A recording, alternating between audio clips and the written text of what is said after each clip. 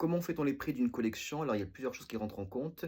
Bon, en même temps, c'est très simple, c'est le matériel, donc la matière, la mercerie, tout et la production, évidemment, de la pièce. On ajoute à cela 12 de transport parce que les marchandises que vous commanderez, vous paierez le transport. Donc, matière, production plus 12 de transport. On multiplie cette somme par, 2.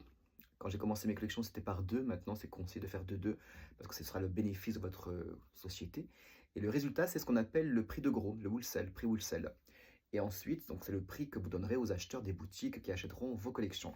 Eux vont se faire une marge de 5 voire de 7. C'est le prix client privé, le prix retail. Voilà et vos vêtements après seront à ce prix-là en boutique. Il y a juste une chose à laquelle il faut faire attention, lorsqu'on fait un prix de production, il faut avoir déjà trouvé une société de production de vos commandes parce que c'est elle qui va établir le prix de vos vêtements. Comment ça se passe? Vous contactez une société de production à qui vous montrez vos prototypes et elle va établir un timing pour faire chaque pièce. Et par rapport à ce temps donné à chaque pièce, dans les usines, le temps, donc c'est de l'argent, hein, on comptabilise le temps pour faire une pièce entre la coupe et son montage et son contrôle qualité. Et en fonction du résultat, on va établir un prix de production. Mais si la société vous dit, si vous vendez 50 pièces comme ça, vous aurez ce prix-là. Si vous en vendez 150, vous aurez évidemment un prix un peu moins cher par pièce, etc., etc. Donc, il faut dès le départ se dire combien vais-je vendre de pièces de ma collection. C'est pas évident lorsqu'on commence, c'est jamais vraiment très évident parce que parfois on pense bien vendre et on vend moins bien.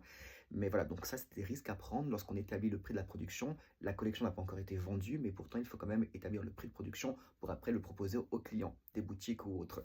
Donc c'est des prises de risques qu'il faut prendre. Il faut se dire, bon mais moi ce manteau-là, je pense que je vais en vendre tant.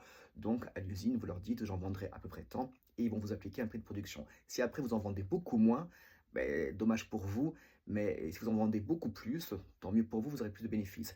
Mais on ne peut pas appliquer un prix de vêtements unique, ça coûterait très très très cher aux clients. Donc il faut toujours vraiment réfléchir à combien de pièces vous pourriez vendre, faire aussi cibler aussi sur les prix psychologiques, c'est-à-dire qu'un manteau ne peut pas dépasser une certaine somme, même si vous n'en vendez qu'un seul. Donc tout ça est à prendre en compte, c'est pas évident, mais c'est un travail. À très bientôt.